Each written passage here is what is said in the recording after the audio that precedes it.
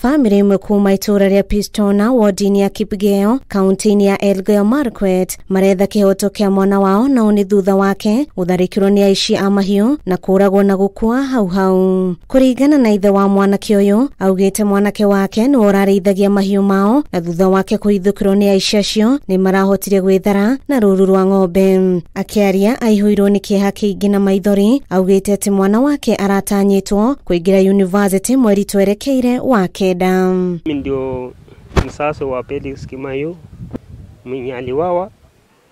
Mimi ni Asla, nasomesha watoto wengi. Kijana wangu huyo angeenda Maseno na mwingine wakapianga.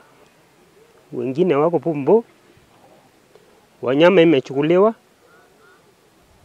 Ng'ombe na lima huko hakuna usalama.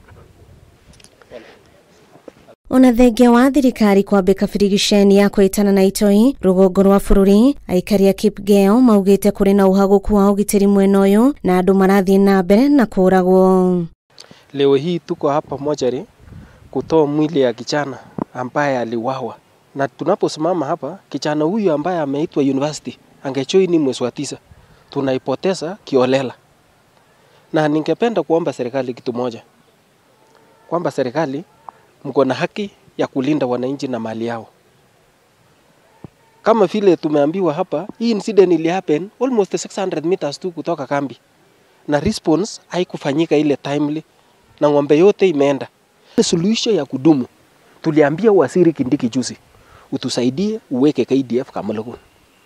Kuringana na MCA wa Kipgeo niwe Davis Biwot augite oni medete thayo na thiku ithatu hetuku MCAs a Pokot ya ithwiro ni marari na mucemanio na minister wa ugitiri wa thiini niwe Professor Kithure Kindiki na kuria mararireirie mitaratara iria ingihuthika ya kugacirithia ugitiri mwena uyu. So mimi kama kiongozi tulikuwa tumekubaliana wote kwamba tunapenda amani.